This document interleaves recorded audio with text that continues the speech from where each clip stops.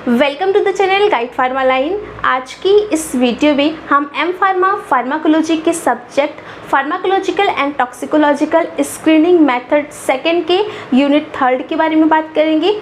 अपनी लास्ट की वीडियो में हमने यूनिट थर्ड के topic female reproductive toxicological study के सेगमेंट 1 के बारे में बात किया था और आज की इस वीडियो में हम सेगमेंट 2 के बारे में बात करेंगे। चलिए आज की वीडियो को स्टार्ट करते हैं। सेगमेंट 1 में हमने एनिमल्स के ऊपर ड्रग का जर्नल परफॉर्मेंस पे क्या इफ़ेक्ट है इसके बारे में स्टडी किया था और हमने ये जाना था कि क्या ड्रग किसी भी तरीके से एनिमल्स के फर्टिलिटी पे या फिर उनके ग्रोथ पे किसी भी तरीके का कोई भी इफ़ेक्ट तो नहीं डाल रही है। और आज की इस वीडियो में हम सेकेंड सेगमेंट के बारे में बात करेंगे।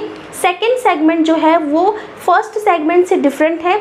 यहाँ पर हम जो ऑब्जर्वेशन करेंगे वो उससे अलग होगी। सेगमेंट सेकेंड को हम एम्ब्रियो फ्यूटल डेवलपमेंट के नाम से भी जानते हैं, यानी सेगमेंट सेकेंड में हम एम्ब्रियो फीटल के डेवलपमेंट के बारे में बात करेंगे, यानी जो एम्ब्रियोज का डेवलपमेंट हो रहा है उसके बारे में हम यहाँ पर देखेंगे। सेगमेंट सेकेंड को ही हम टेराटोजेनिक एक्टिविटी भी बोलते हैं क्योंकि हम यहाँ पे ड्रग्स का टेराटोजेंस नेचर आइडेंटिफाई करते हैं। मतलब क्या है कि हम ड्रग की टेराटोजेनिसिटी को चेक करेंगे कि क्या ड्रग टेराटोजेनिक है या नहीं है, कहीं वो टेराटोजेनिक तो नहीं है, और अगर वो टेराटोजेनिक है तो वो किस तरीके की एबनॉर्मलिटीज़, किस तरीके का इफ़ेक्ट एनिमल में प्रोड्यूस कर रही है। तो ये होता है सेगमेंट सेकेंड में। तो अब हम सेगमेंट सेकेंड के बारे में देख लेते हैं। सेगमेंट सेकेंड क्या है, इसी को हम क्या बोलते हैं, it is also known as teratology study.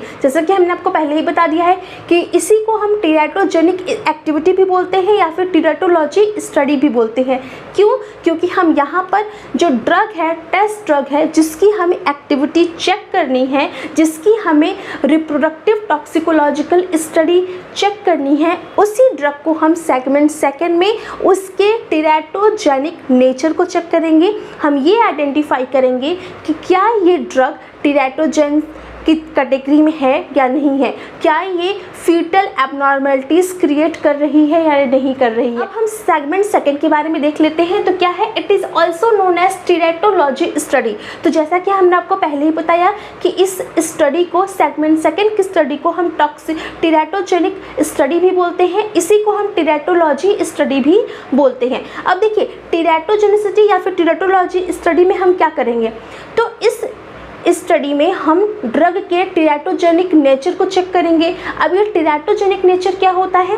Teratogenic nature यानी कि जब कोई भी ड्रग ड्यूरिंग द प्रेगनेंसी अगर कोई फीमेल कंज्यूम करे तो उसके फीटस में वो बर्थ डिफेक्ट को क्रिएट करे, बर्थ एबनॉर्मलिटीज़ को क्रिएट करे, तो इस तरीके की ड्रग्स को हम टेराटोजेंस बोलते हैं। यानी वो ड्रग जो फ्यूटल एबनॉर्मलिटीज़ या फिर बर्थ डिफेक्ट को क्रिएट करे या फिर किसी भी तरीके का डिस्टर्बेंस फीटस में क्रिएट करे, तब जब उस ड्रग को ड्यूरिंग प्रेगनेंसी फीमेल्स के द्वारा कंज्यूम किया जाए तो ये होता है टेराटोजेंस। और जो ड्रग्स इस तरीके के नेचर को रखती हैं उसे हम टेराटोजेंस बोलते हैं और इस एक्टिविटी को हम टेराटोजेनिक एक्टिविटी बोलते हैं। तो ये ज़रूरी है कि हम अपनी ड्रग की टेराटोजेनिक एक्टिविटी को भी चेक करें। क्यों? क्योंकि ड्यूरिंग द प्रेगनेंसी पीरियड क्या वो ड्रग सेफ़ है, क्या वो ड्रग प्रेग्नेंट वूमेन को कंज्यूम करने में कोई भी हार्मफुल इफ़ेक्ट तो नहीं दिखा रही है, तो उसकी उस नेचर को चेक करना बहुत ही ज़रूरी है। तो जब भी हम ड्रग की रिप्रोडक्टिव टॉक्सिकोलॉजिकल स्टडी करेंगे तो हमें टेराटोजेनिक नेचर ड्रग का चेक करना बहुत ही इम्पॉर्टेंट हो जाता है। तो सेगमेंट सेकेंड में हम उसी नेचर को चेक करते हैं क्योंकि हमें क्या चाहिए, हमारी ड्रग हर लेवल पे सेफ़ हो, वो किसी भी तरीके का कोई भी एबनॉर्मलिटीज़, कोई भी प्रॉब्लम ना क्रिएट करे। ठीक है, तो सेगमेंट सेकेंड में हम इसी नेचर को चेक करेंगे, इसी वजह से इसको हम टेराटोलॉजी स्टडी भी बोलते हैं। अब नेक्स्ट पॉइंट क्या है, कंडक्ट ऑन बोथ रैबिट और रैट। तो इस स्टडी में हम रैबिट या फिर रैट दोनों में से किसी एक पर ये स्टडी करते हैं। हम रैट या फिर रैबिट में से किसी एक को लेकर के अपनी एक्टिविटी को परफॉर्म करेंगे। सेगमेंट फर्स्ट में हमने बोला था कि हमें रैट को यूज़ करना है, लेकिन सेगमेंट सेकेंड में हम रैट और रैबिट में से किसी एक को लेकर के अपनी एक्टिविटी एक्टिविटी को चेक कर सकते हैं। ठीक है, ये होता है सेगमेंट सेकंड में। अब देखिए, सेगमेंट सेकंड को समझने से पहले या फिर रिप्रोडक्टिव टॉक्सिकोलॉजिकल स्टडी को समझने से पहले आपको एनिमल्स के बेसिक साइकिल को समझना बहुत ही ज़रूरी है कि ये बेसिक साइकिल कैसे चलता है और किस तरीके से हम इसमें स्टेप बाय स्टेप अपनी रिप्रोडक्टिव टॉक्सिकोलॉजिकल स्टडी को परफॉर्म कर रहे हैं। तो देखिए, जब हम किसी भी एनिमल को यूज़ करते हैं अपनी एक्टिविटी के लिए, अपनी टॉक्सिकोलॉजिकल रिप्रोडक्टिव टॉक्सिकोलॉजिकल एक्टिविटी के लिए, तो उसमें कुछ ये स्टेप्स होते हैं जो एनिमल इस स्टेप से होकर के गो थ्रू होता है। ये इसकी एक साइकिल है। तो देखिए, एनिमल में सेक्सुअल मैच्योरेशन होगा, मतलब कि जो एनिमल्स होंगे वो सेक्सुअली मैच्योर हो जाएंगे, और जब सेक्सुअली मैच्योर हो जाएंगे एनिमल्स तो उसमें क्या होगा, आफ्टर द मैटिंग इम्प्लांटेशन होगा। मैटिंग की प्रोसेस के बाद इम्प्लांटेशन होगा। अब देखिए, इम्प्लांटेशन क्या है, जब एम्ब्रियो का फॉर्मेशन होता है, तो एम्ब्रियो जब फॉर्म होते हैं तो उसमें क्या है, वो इम्प्लांट होते हैं। जब तो इम्प्लांटेशन की प्रोसेस होगी। अब इम्प्लांटेशन क्या होता है, इम्प्लांटेशन एम्ब्रियो के डेवलपमेंट के ठीक पहले का स्टेप होता है। जब एम्ब्रियो यूट्रस की वॉल से चिपकता है तो उसको हम इम्प्लांटेशन बोलते हैं। तो इम्प्लांटेशन की प्रोसेस होगी, उसके बाद हमारा एम्ब्रियो का डेवलपमेंट होगा। जब एम्ब्रियो इम्प्लांट हो जाएगा तो उसके बाद जब वो यूट्रस की वॉल से चिपक जाता है, उसके बाद उस एम्ब्रियो का डेवलपमेंट स्टार्ट होता है। तो एम्ब्रियोज क्या होते हैं, मल्टीप्लाई होना स्टार्ट हो जाते हैं, उनकी ग्रोथ स्टार्ट हो जाती है। तो वो फेज़ आती है एम्ब्रियो डेवलपमेंट की। नेक्स्ट स्टेप होता है हमारा फीटल डेवलपमेंट। तो एम्ब्रियो के डेवलपमेंट के बाद फिर उस एम्ब्रियो का फीटल डेवलपमेंट होता है, क्योंकि जब एम्ब्रियो प्रॉपर बन जाएगा उसके बाद फीटल जो होगा उसका डेवलपमेंट स्टार्ट हो जाएगा। जब फीटल डेवलपमेंट स्टार्ट उसके बाद डिलीवरी होगी, और डिलीवरी के बाद आफ्टर द बर्थ लैक्टेशन होगा and early postnatal development होगा। तो लैक्टेशन पीरियड स्टार्ट हो जाएगा, उसके बाद पोस्ट नेटल डेवलपमेंट होगा, यानी कि डिलीवरी के बाद का डेवलपमेंट स्टार्ट हो जाएगा। तब जब जो भी पपीज़, जो भी बेबीज़ निकलेंगे एनिमल्स के, जो भी पप्स निकलेंगे एनिमल्स के, वो क्या होंगे, वो ग्रोथ करने लगेंगे, वो होगा पोस्ट नेटल डेवलपमेंट। और पोस्ट नेटल डेवलपमेंट के बाद फिर ग्रोथ एंड डेवलपमेंट होगा। फिर एनिमल जो होगा मैच्योर होना स्टार्ट हो जाएगा, और उसके बाद वो फिर से सेक्सुअली मैच्योर हो जाएगा। तो ये ओवरऑल साइकिल है एनिमल्स की। तो ये साइकिल से होकर के एनिमल्स गो थ्रू होते हैं, एनिमल्स गुजरते हैं।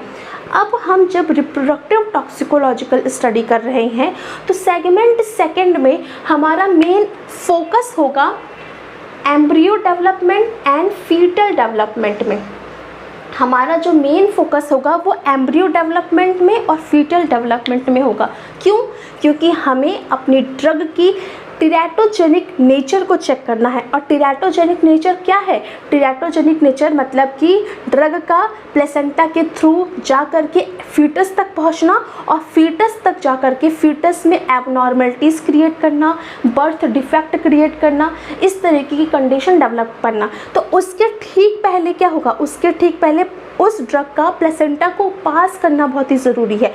तो हमारा जो मेन एम है वो हमें सिर्फ यही चेक करना है कि क्या ये ड्रग प्लेसेंटा को क्रॉस करके फीटस तक पहुंच के किसी भी तरीके की एबनॉर्मलिटीज़ क्रिएट कर रही है या नहीं कर रही है। तो इसीलिए हमारा जो मेन एम होगा वो होगा एम्ब्रियो के ऊपर, एम्ब्रियो और एम्ब्रियो के डेवलपमेंट के ऊपर होगा। इसीलिए ये जो सेगमेंट सेकंड की स्टडी है इसमें हम इन्हीं दोनों स्टेप को ऑब्ज़र्व करते हैं, इन्हीं दोनों स्टेप पे हम फोकस करते हैं, और इसको देख करके ही हम ये आइडेंटिफाई करते हैं कि हमारी ड्रग टेराटोजेंस है या नहीं है, क्या वो बर्थ डिफेक्ट क्रिएट कर रही है, क्या वो एबनॉर्मलिटीज़ क्रिएट कर रही है या नहीं क्रिएट कर रही है। ठीक है, तो ये होता है सेगमेंट सेकंड में। अब जब आप सेगमेंट थर्ड पढ़ेंगे तो सेगमेंट थर्ड में हम ओवरऑल हर स्टेप पे एक्टिविटी को चेक करते हैं, लेकिन वो सेगमेंट थर्ड में है जिसको हम अपने नेक्स्ट वीडियो में पढ़ेंगे। ठीक है, तो अब हम बात कर लेते हैं सेगमेंट सेकंड के प्रोसीजर के बारे में कि सेगमेंट सेकंड का प्रोसीजर क्या है। तो देखिए, सेगमेंट सेकंड के प्रोसीजर में हम डोज लेंगे, जो डोज उस ड्रग की जिस ड्रग का हमें रिप्रोडक्टिव टॉक्सिकोलॉजिकल स्टडी करना है, उस ड्रग की हम डोज लेंगे, और उस डोज को हम स्टार्ट करेंगे कब से? 6 to 8 डे। 6 से 8वें दिन से हमें स्टार्ट करना है ऑफ द गेस्टेशन पीरियड, यानी कि आफ्टर द जब क्या होगा, जब गेस्टेशन पीरियड स्टार्ट हो जाएगा तो गेस्टेशन पीरियड के स्टार्ट होने से 6 से लेकर के 8वें दिन से हमें इस डोज को स्टार्ट कर देना है, ठीक है। और स्टार्ट करना है और क्या देखना है, गेस्टेशन पीरियड से हमें स्टार्ट कर देना है। और ये गेस्टेशन पीरियड जो हम 6 से 8 दिन का जो डेज चूज़ कर रहे हैं वो क्यों चूज़ कर रहे हैं, that is form blastocyte in implantation, ठीक है। ये क्या कर रहा है, ये ब्लास्टोसाइट्स, ये जो स्टेज है 6 से 8वें दिन की, यहाँ पर ब्लास्टोसाइट का फॉर्मेशन हो रहा है। ब्लास्टोसाइट्स क्या होते हैं, जब आप एम्ब्रियो डेवलपमेंट देखते हो तो उसमें जो स्टेजेस आती हैं उसमें क्या होता है, जब एम्ब्रियो डेवलप होता है तो उसमें एक स्टेज आती है ब्लास्टोसाइट्स की। तो ब्लास्टोसाइट्स स्टेज से हमें इस ड्रग को देना शुरू करना है और वो डे कौन सा होगा, वो 6 से लेकर के 8वें दिन से हमें इस ड्रग डोज को देना है। और कब तक देना है, हमें देना है implantation to the closure of the hard palate. तो ये जब से ब्लास्टोसाइट्स का डेवलपमेंट होगा उस डे से स्टार्ट करके जो क्लोजर ऑफ द डेवलपमेंट होगा, जो पैलेट का क्लोजर होगा, मतलब कि क्या है, क्लोजर ऑफ हार्ड पैलेट। जो हार्ड पैलेट होते हैं, जो आपने soft palate and hard palate तो पता ही है कि सॉफ्ट पैलेट होता है और हार्ड पैलेट होता है। जो हार्ड पैलेट का क्लोजर होगा तब तक कि हमें इस ड्रग को यूज़ करना है उस एनिमल में जिसमें हमें इसको स्टडी को करना है। तो ये चीज़ हम यहाँ पे करेंगे। अब देखिए समझ में आया कि यहाँ पे हमें डोज को लेना है, 6 से 8वें दिन से हमें स्टार्ट कर देना है और वो 6 से 8वां दिन से हमें कब तक देना है, ब्लास्टोसाइट्स यानी 6 से 8वें दिन से लेकर के जब तक कि एनिमल का जो पैलेट है वो क्लोज ना हो जाए तब तक कि हमें इसको देना है। और इसका मतलब ये हुआ कि ऑर्गन का डेवलपमेंट, इस फेज़ में ऑर्गन का डेवलपमेंट स्टार्ट होता है, इसीलिए हम इस चीज़ को इस ड्यूरेशन में दे रहे हैं, ठीक है। इसके बाद क्या करेंगे, animals are divided into 4 groups and received 16 to 20 litres. तो देखिए जब हम यहाँ पे डोजिंग कर रहे हैं तो इस डोज को हमें क्या करना है, 4 ग्रुप्स में डिवाइड करना है, ठीक है। 4 ग्रुप्स में डिवाइड करना है और इसमें एक ग्रुप आपका कंट्रोल भी होगा, मतलब 4 ग्रुप है तो एक कंट्रोल, 3 ऐसे डोजिंग वाले ग्रुप हो गए और इसी में आपको इन ड्रग को देना है। समझ में आ रहा है कि पहले हम क्या करेंगे, पहले हम ग्रुप डिवाइड करेंगे और एक कंट्रोल रहेगा, बाकी हमारे डोजिंग के ग्रुप्स रहेंगे। जैसा कि आपने इसके पहले भी पढ़ा है कि हमें 3 ग्रेडेड डोजिंग करनी है, थी ना, 3 ग्रेडेड डोजिंग। तो उसी तरीके से हम एक कंट्रोल रखेंगे और ग्रेडेड डोजिंग करेंगे और उसके बाद हम क्या करेंगे, उस एनिमल्स में 6 से लेकर 8वें दिन में हम अपने डोज को देना स्टार्ट करेंगे और तब तक देंगे जब तक कि क्लोज़र नहीं होता हार्ड पैलेट का, तब तक कि हमें इसको देना है।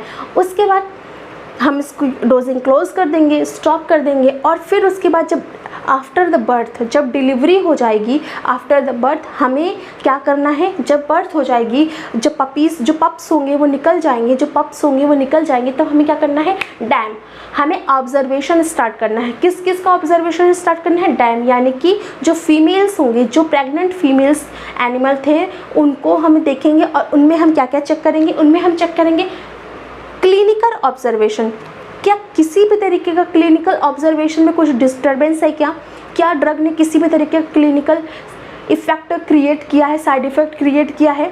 नेक्स्ट हम देखेंगे फूड कंजम्पशन, कि क्या इस ड्रग को लेने के बाद जो डैम यानी जो फीमेल थी, जो फीमेल रैट या फिर रैबिट थे, उनके फूड के कंजम्पशन में किसी भी तरीके का कोई डिफेक्ट आया है, क्या फूड कंजम्पशन कम हो गया है या ज़्यादा हो गया है, इसको चेक करना है। इसके बाद number of implant and foetus, कितने नंबर ऑफ जो फीटस थे उनका इम्प्लांटेशन हुआ, उस ड्रग को यूज़ करने के बाद कितने फीटस और कितने नंबर ऑफ फीटस का इम्प्लांट हुआ, कितने फीटस का इम्प्लांट हुआ। इसका मतलब क्या है कि कितने हमें एम्ब्रियोज़ मिले, जितने हमें एम्ब्रियोज़ मिलेंगे उतने ही हमें क्या मिलेंगे, उतने ही हमें पप्स मिलेंगे, ठीक है। तो इसको हमें चेक करना है। इसके बाद हमें post implantation loss, after the मतलब इम्प्लांटेशन के बाद कितना लॉस हुआ है। पोस्ट इम्प्लांटेशन लॉस का मतलब ये है कि जितने, मान लीजिए अगर 5 एम्ब्रियोज़ बने थे, 5 इम्प्लांट हुआ था तो 5 एम्ब्रियो भी बनना चाहिए। ऐसा तो नहीं 5 इम्प्लांट हुआ लेकिन एम्ब्रियो सिर्फ 3 बने तो आपका 2 इम्प्लांट लॉस हो गया। तो इसी तरीके की हम लॉस देखेंगे कि इम्प्लांटेशन का कितना लॉस है। अगर 5 इम्प्लांट हुए तो हमारे पास 5 एम्ब्रियोज होने चाहिए और 5 ही हमारे पास पप्स होने चाहिए। लेकिन ऐसा तो नहीं है कि इम्प्लांट 5 या 6 का हुआ लेकिन पप्स हमारे पास 2 या 3 ही मिल रहे हैं, तो इसका मतलब 3 पप्स जो हैं, 3 इम्प्लांट हैं वो फेल हो गए। तो इस तरीके से हम अपनी ड्रग की एक्टिविटी को चेक कर रहे हैं कि क्या इसने कोई डिफेक्ट क्रिएट किया है क्या, इस तरीके का डिफेक्ट जिसके बाद जो है इम्प्लांटेशन फेल हो रहा है, इसको चेक करेंगे। ठीक है, नेक्स्ट अब हम फीटस ऑब्जर्वेशन करेंगे और फीटस ऑब्जर्वेशन में हम देखेंगे इसके बाद क्या है। अब हम फीटस ऑब्जर्वेशन करेंगे और फीटस ऑब्जर्वेशन में देखेंगे foetal and placental weight. Foetal यानी फीटस का क्या वेट है एंड प्लेसेंटा, जो प्लेसेंटा था एनिमल का उसका क्या वेट है, जहाँ पर भी एनिमल है उस प्लेसेंटा का क्या वेट है, फीटस का क्या वेट है, ये चेक करना। इसके बाद एक्सटर्नल एबनॉर्मलिटीज़, क्या उस फीटस में किसी भी तरीके की एक्सटर्नल एबनॉर्मलिटीज़ है क्या, कुछ अगर एक्सटर्नली दिख रहा है कि उस ड्रग की वजह से कुछ डिफेक्ट हो गया हो, जैसे कि नोज़ में प्रॉब्लम, आइज़ में प्रॉब्लम, हैंड में प्रॉब्लम, इस तरीके का जो भी हमें फिजिकली एक्सटर्नल एबनॉर्मलिटीज़ हम देख सकें उसको। इसके बाद क्या है, सॉफ्ट टिश्यू एबनॉर्मलिटीज़, किसी भी तरीके का सॉफ्ट टिश्यू एबनॉर्मलिटीज़ तो नहीं है। इसके बाद स्केलेटन एबनॉर्मलिटीज़, स्केलेटन जो है उसमें किसी भी तरीके का एबनॉर्मलिटीज़ तो नहीं है। इसके बाद death and retardation development, death देखनी है कि आफ्टर द डिलीवरी कितने जो एनिमल्स, जो फीटस जो डिलीवर्ड हुए उनमें से कितनों की डेथ हुई, ये चेक करना है। इसके अलावा ये भी देखना है कि उनका ग्रोथ क्या है, रिटार्ड डेवलपमेंट, किस तरीके का ग्रोथ है, फीटस का ग्रोथ किस तरीके का है। तो इस तरीके से हम फीटस के इफ़ेक्ट को देखते हैं, फीटस में ड्रग के इफ़ेक्ट को देखते हैं कि क्या ड्रग ने किसी भी तरीके से फीटस के ऊपर हार्मफुल इफ़ेक्ट तो नहीं दिया है, टेराटोजेनिक इफ़ेक्ट तो नहीं दिया है, जिसकी वजह से फीटस में किसी भी तरीके की एबनॉर्मलिटीज़ क्रिएट हुई हो। तो इस तरीके से हम अपने ड्रग के टेराटोजेनिक नेचर को चेक करते हैं। तो इस तरीके से हम अपने सेगमेंट 2 की स्टडी को परफॉर्म करते हैं। तो आई होप आज का ये वीडियो आप सभी को समझ में आया होगा। मिलते हैं नेक्स्ट वीडियो में किसी और टॉपिक के साथ। अब आप इसका स्क्रीनशॉट ले सकते हैं। अपनी नेक्स्ट वीडियो में हम सेगमेंट 3 के बारे में बात करेंगे। तो मिलते हैं नेक्स्ट वीडियो में। Thank you.